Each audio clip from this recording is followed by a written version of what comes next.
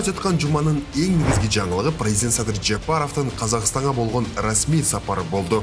Сиздер даяр болсоңуздар, жаңы номер 1 борт ак жолтой болсун деп Астанага сапар тартабыз.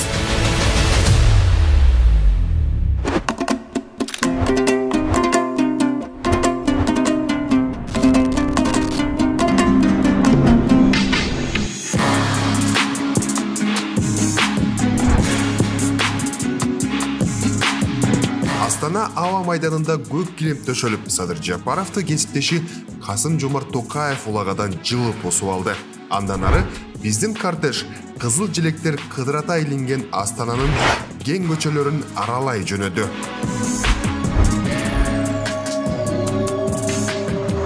Бордош элдин ымаласы ысык экени талашсыз. Андыктан президент Садыр Жапаровду кесиптеши алгач эки өлкөнүн искусство чеберлеринин концертине алып барды.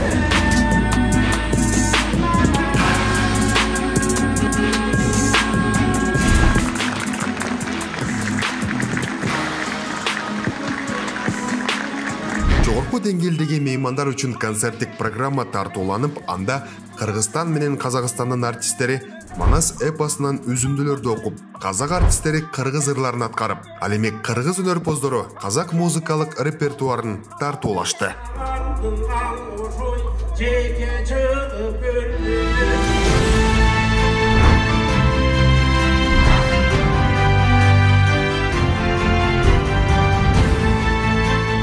19 апрель Ак Орда залында Ардак Кароол эки өлкө башчыларынын расмий жолугушуу аземине дыккат даярдык көрүүдө. Расмий азем башталганча убакыт бар, бирок президенттик оркестр ордунда. Бүтүү көпкө уланчудай. Андыктан эки өлкө министрлер кабинетинин мүчөлөрү салтанат башталар алдында дагырагы тышкы саясатты тейлегендер кызуу маекке кирди көрүнөт. Билим берүү министринен бир кадр. Ал эми Данияр Амангелдиев эки өлкөнүн экономикалык алакасын эсептеп жатат көрүнөт. Камера даяр, ракустура маанай мыкты.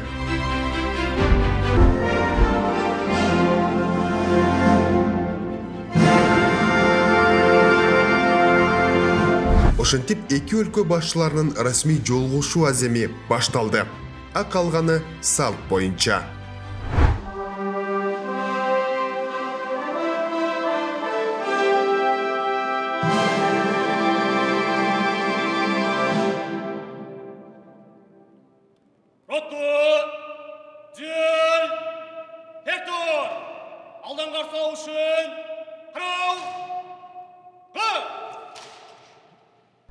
Биргелешкен сүрөткө түшүү, андан соң сүйлөшүүлөр тар чөйрөдө уланды, а бирок Бордош элдин кызматташтыгы кенен дегенибиз тараптар соода экономикалык, суу энергетикалык, транспорттук жана маданий гуманитардык тармактарда кыргыз-казак кызматташтыгын тереңдетүүнү талкуулашты.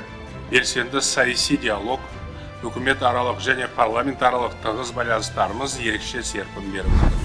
Эки жакты сауда экономикалык ынтымакташтык жылдан жылга нығайып келе жатыр.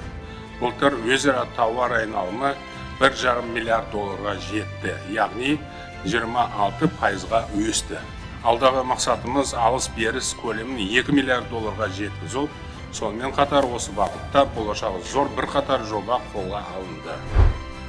Биздин мамлекеттердин ортосунда эч кандай саясий жана аймактык карама-каршылыктар жок деп дайыма айтып келем. Урматтуу Касым-Жомарт Кемелұлы, мамлекет башчынын кызматына келгенден бери эле мен кыргыз-казак кызматташтыгынын маселеси болобу, башка эл аралык маселелерде болобу, сиздин колдооңузду алуудамын дайыма. Биз бир тууган мамлекеттердин башчылары катары өз ара ишенимдүү мамилелерди түзө алдык деп ойлойм. Токаев Казакстан Кыргызстандын негизги соода өнөктөштөрүнүн бири экенин белгилеп, эки тараптуу инвестициялык долбоорлорго токтолду. Ал эми президент Садыр Жапаров кыргыз-казак элдеринин нечен кылымдардан бери келе жаткан достук, бордоштук, ынак коңшулук мамилелерин белгилеп, Казакстан Кыргызстандын тышкы саясатындагы өзгөчө артыкчылыктуу орунга ээ болгон бордош мамлекет экенин айтты. Казак журналисти эки элдин кызматташтыгын жогорку деңгээлде чагылдырууга аракет жасоодо. Себеби Садыр Жапаров менен Касым-Жомарт Токаев ичкериде Кыргызстан менен Казакстандын жогорку мамлекеттер аралык кеңешинин 6-чы жыйынын өткөрүштү. Жогорку мамлекеттер аралык кеңештин отурумунда өлкө башчылары Кыргызстан менен Казакстандын тийиштүү мамлекеттик органдарынын соода, инвестиция, транспорт жана транзит, суу, энергетика сыяктуу түрдүү чөйрөлөрдө эки тараптуу кызматташуунун абалы келечеги жөнүндө баяндамаларын угушту. Кыргызстан мурдагыдай эле Казакстан менен эки тараптуу мамилелерди тереңдетүүгө жана активдештирүүгө багытталган тышкы саясатын жүргүзүүдө. Ушул жылдын 2 февралында Бишкек шаарынын тесинде болгон аварияга байланыштуу гуманитардык жардам үчүн боордош казак тарабына ыраазычылык билдиребин. Биз коңшулаш Казакстанда болуп жаткан масштабтуу суу ташкындары тууралуу маалыматты абдан тынчсыздануу менен кабыл алуудабыз жана казак тарабы сиздин жетекчилигиңиздин алдында түзүлгөн оор кырдаалга туруштук берерине терең ишенем. Карым-катнашты кеңейтүүгө мүдделүү экенибизди тагы да ырастадык. Садыр Нуркожаевич эки эл арасында шешимин таппаган эч кандай маселе болмоо керектигин айтты. Мен бул пикирмен толук келисем. Жогорку мамлекеттер аралык кеңештин отуруму жемиштүү жыйынтыкталганын эки өлкө министрлер кабинетинин мүчөлөрүнүн маанайынан да байкасак болот. Сүйлөшүүлөрдүн соңунда 7 документке кол коюлду. Алар соода, бажы, инвестиция, санариптешүү, курулуш жана архитектура тармактарында кызматташууну кеңейтүүгө багытталган. Казакстан Республикасы премьер-министринин орунбасары, сырткы иштер министри және Данияр Амангелдиев Жетишилген келишимдерден соң жалпыга маалымдоо каражаттарына маалымат берип жатып, өлкө башчы кыргыз-казак кызматташтыгы динамикалуу өнүгүп, саясий экономикалык диалог колдоого алынып, бардык деңгээлдерде байланыштар жүрүп жатканын белгилеп өттү. Соода, инвестиция жана айыл чарба тармагындагы кызматташтыгыбызды мындан ары да өнүктүрүүгө жана тереңдетүүгө өзгөчө көңүл бурдук. Биз транспорт жана коммуникациялар тармагында биргелешкен долбоорлорду ишке ашыруу, ошондой эле аймактагы суу энергетикалык ресурстарды биргелешип сарамжалдуу пайдалануу маселелерин карап чыктык. Экономиканы цифрландыруу үчүн тажрыйбе алмасуу және акпарат саласындагы ынтымактастыкты нығайтуу тууралуу келиштик.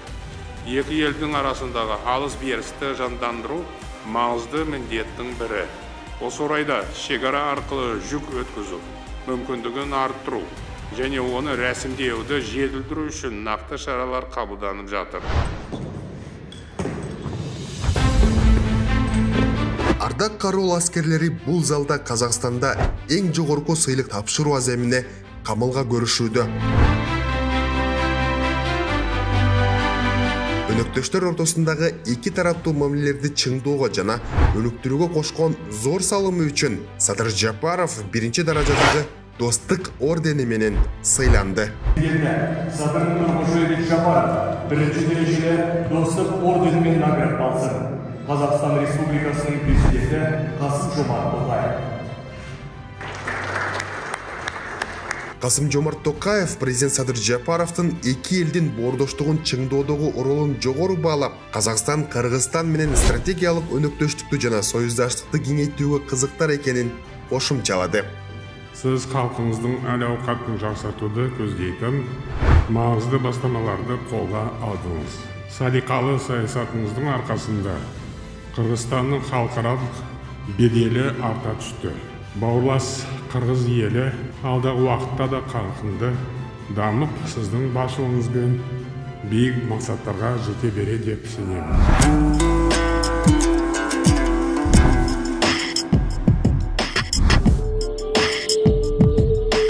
Астанадагы Каланбай Баатыр көчөсүндөгү Сейилбакка боз үй шаарчасы тигилип, Айкөл манастын эстелигинин ачылышына эки элдин маданият кызматкерлери жана шаар тургундары чогулду.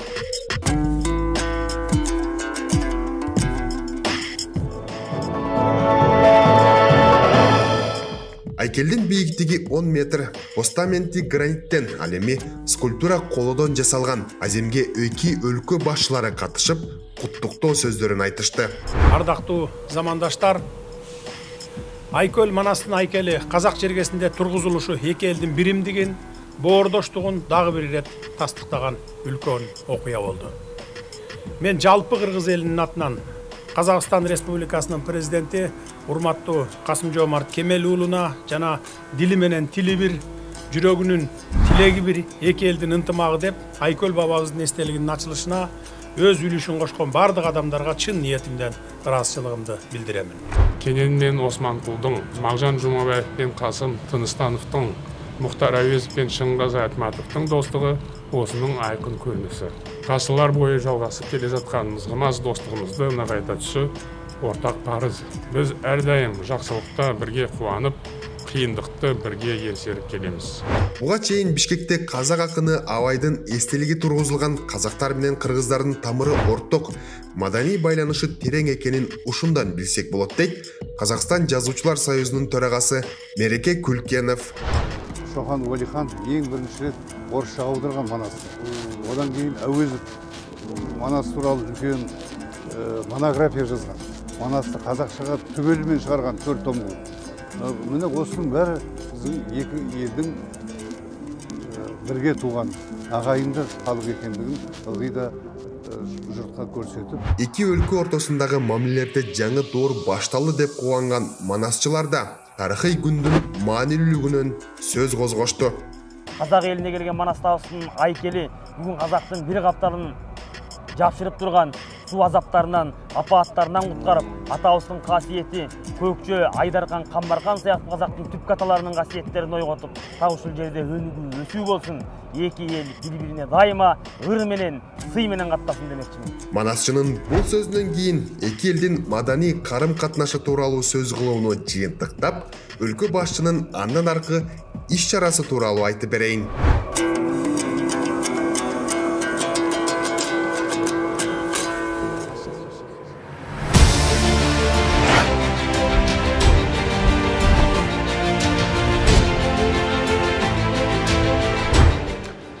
Президент Садыр Жапаров азыр ушул жерде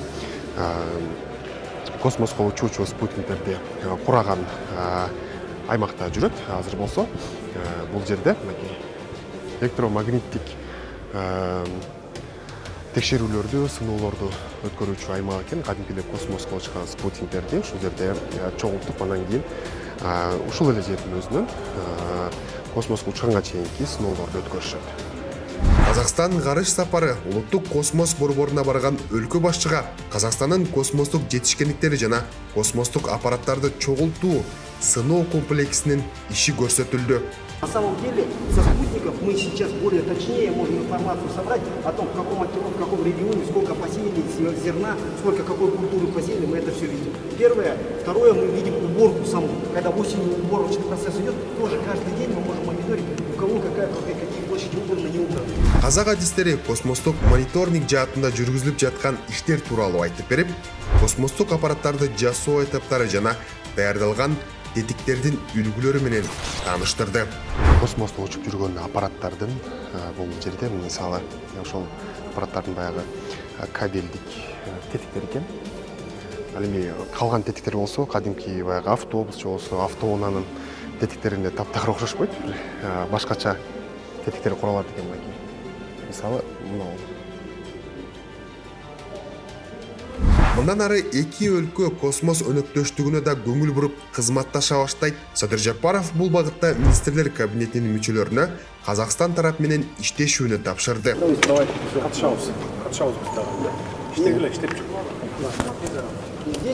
Башта сөз кылгандай, Бордош элдин ымаласы ар тараптуу өнүгүү гана жолунда. Президент Садыр Жапаровдун Казакстанга расмий сапары аны дагы да бекемдеди деп айтууга негиз бар. Эми мында болсо эки мамлекеттин жетекчилери ушу бардык министерство, ведомстволор, бардык органдар ушу эки мамлекеттин кызыкчылыгы үчүн, эки элди жакындатуу үчүн бардык иштерди кылганда бизге чоң тапшырма беришти. Менин оюмча, бул эң мындагы жогорку деңгээлде өткөн визит.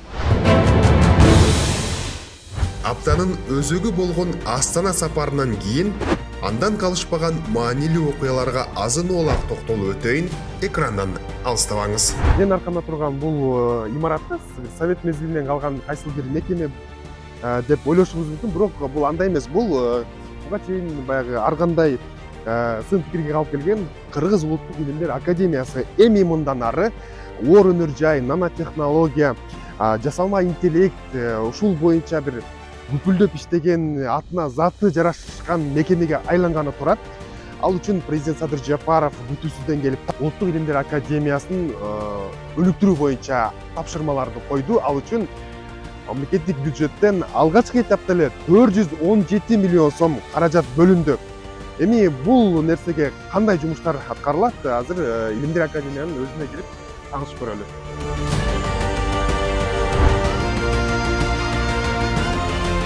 Бул президенттин өзүнүн келип кеткен истергени кандай үмүт, кандай мүмкүнчүлүк жаратты? Чындыгын айтканда, Садыр Нуркожоевич кетип калганда биз академиянын жетекчилиги, менин кабинетиме отуруп алып, баары 100% айтты. Биз аябай сүйүндүк, аябай мында үмүттөндүк. Эмне дегенде Садыр Нуркожоевич бизге көп жакшы нерселерди айтты. Имаратты ремонттогонго 417 миллион сом бөлгөн атат. Эгерде ушул бөлсө бул жаркыраган бир башка өлкөнүн академияларынан калбаган академия болот. Илимий кызматкерлер эгерде каражат болсо, азыркы эле ошо нанотехнология, баягы жасалма интеллект, ошо оор өнөр жайдагы керек нерселерди биздин кыргыз окумуштуулар өздөрү иштеп чыга алат экен да. Каражат болсо. Каражат болсо чыга алат. Бирок ал эми бүгүн акча берсе, эртең жасап коебуз деген сөз эмес да. Аны деген өзүңөр түшүнөсүңөр. Ага деген бир биринчиден багыттын баягы эмесин, направлениясын биз так билишибиз керек.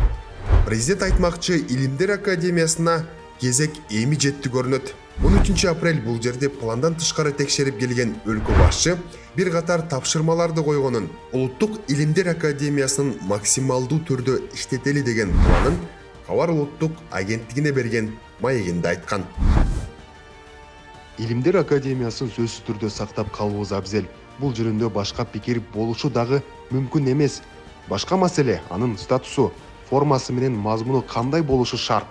Азыр дүйнө жүзү алдыңкы илимий технологиялар боюнча катуу аракеттерди жасап жатат. Илимий ийгиликтерди жаратууда. Азыр алдыңкы орунга нанотехнология, биотехнология, маалымат технологиясы чыгып отурат. Жасалма интеллект менен алектенген аракеттер кеңири кулаш жайууда. Учурда Улуттук илимдер академиясы өзгөрүүнүн алдында турат. Имараттын ичи сыртынан бери жаңыланып, чет өлкөдөн билим алган жаш окумуштууларды тартып, мамлекет койгон тапшырмаларды аткарууга даяр. Садыр Нуркожоевич койгон багыт оор технология, оор өнөр жайга атайын бир группа түзүп атабыз. Ага деген анын башына бир академик коюп атабыз. Аларга тапшырма бердик. Мына баягы негизги багыт болу. Давайте ошондон иштегиле, даярдангыла, бүттү ошо баарыңар 20 киши болосуңар, 50 киши болосуңар. Керек болсо жаңы илимий мекеме түзөбүз.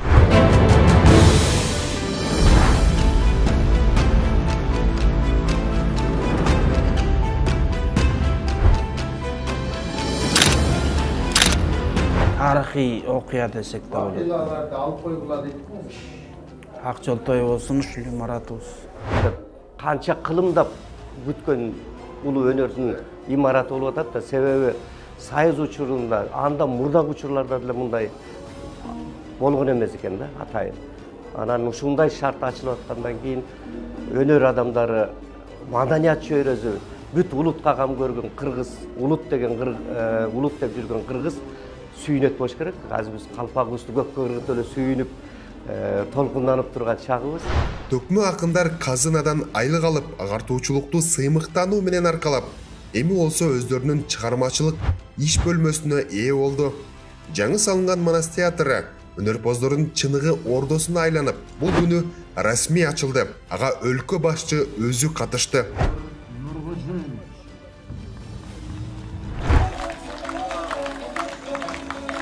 Эки кабаттуу имараттын жалпы аянты 1600 чарчы метрди түзөт.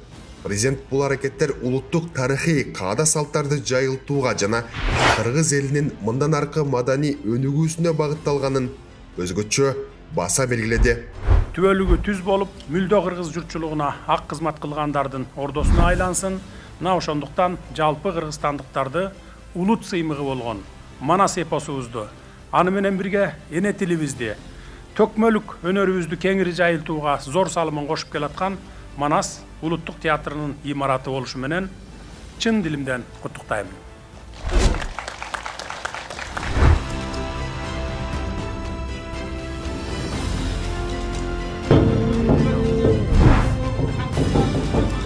Манасчыларга түзүлгөн мындай шарт Манас эпосун тарыхый жол менен дагы терең изилдөөгө шарт түзөт. Тан империясы болгон. Тан империясынын учуру бул 618 жылдан 907 жылга чейин болгон. Ошол мезгилде өткөн батырларды карап көрсөк, бул Куту улуг эл төрөсү. Кытайдын жазмасында Кутулук эл төрөсү деп жазылып калган. Бул киши 682 жылы каганат түптөп 42 жыл мамлекет башкарган. Манас эпосунда да айтылып атат. 42 жылы хан болдум деп атат да. Манас улуттук театрында элдик ооз-эки чыгармачылыктын белгилүү чеберлеринин өнөр каналары бар. Театрдын чыгармачыл жааматы жыл бою бир нече республикалык жана эл аралык сынактарга, фестивалдарга, концерттерге катышууну көздөшүүдө.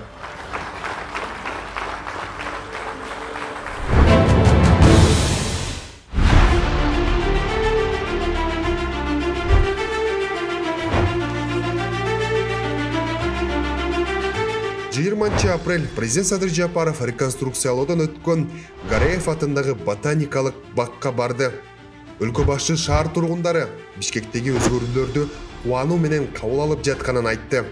Тилекке каршы акыркы 15 жыл аралыгында шаарыбыз жашыл шаар атын жоготуп, парктарыбыз таланып тонолуп, кунары качып, жерлери кескиленип, сатылып, менчик колдорго өтүп кетиптир. Кудай буюрса, учурунда жашыл шаар деген ат менен таанылган борборубузду ошол жайкалган жап-жашыл көрүнүшкө алып келүү ниетибизди ишке ашырабыз.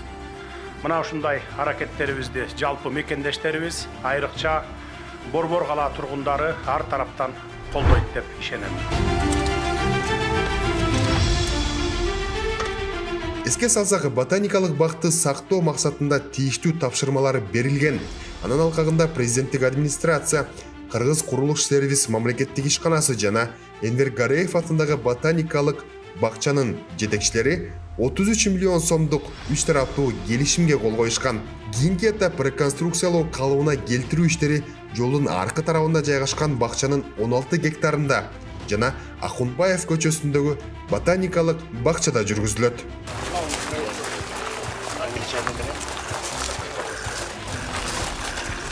Президент Садыр Жапаров андан ары Бишкектин четинде жайгашкан жаңы футболдук стадиондун курулушунун жүрүшү менен пландан тышкары таанышты. Болгон келишимче иштеп башташат. Азыркы убакта биз фундаменттин разрезин чыгардык. Бүтүн күчүбүз менен жетиштиришке аракет кылабыз. Мамлекет башчысына ал жерде 45 000 орундуу футболдук стадиондун долбоорун көрсөтүштү. Ошондой эле аталган объекттин башкаларга салыштырмалуу уникалдуу өзгөчөлүктөрү жөнүндө баяндалды. Обычный неме эмес, стройка эмес. Бул жер өтө татаал бир стройка. Ошо 45 000 адамдын секиргендеги о вибрациясын кыйында tutат баардык нерсе.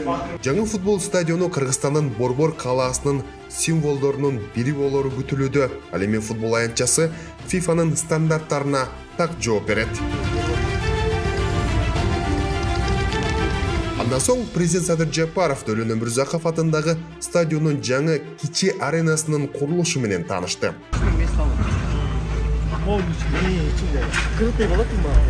Бүгүнкү күндө азыр бул жерде монтаждоо иштери кызуу жүрүп жатат. Бул жакта болсо мынакей түнкү клуб жайгашкан болчу, алар болсо өз каражатына бул имаратты бузуп жатышат. Убагында кандайдыр бир күмөндүү жолдор менен өтүп кеткен менчикке. Ал эми бул жакта болсо аллеяда буга чейин арзуу жана башка бир нече кафе ресторандар бар болчу. Алардын баары сөктүрүлүп, жагдайга аллея калыбына келиптир. Жаңы имараттын курулушун 31 августка чейин бүтүрүү пландалууда. Бул универсалдуу спорт зал болот. Андан тышкары бул шаардын ар кайсы чоң мероприятияларды өткөргөнгө мындай шарт берет да. Арена 3000 көрүүчүнү батыра алат жана кичи футбол, баскетбол, хоккей ойноого мүмкүнчүлүк берет.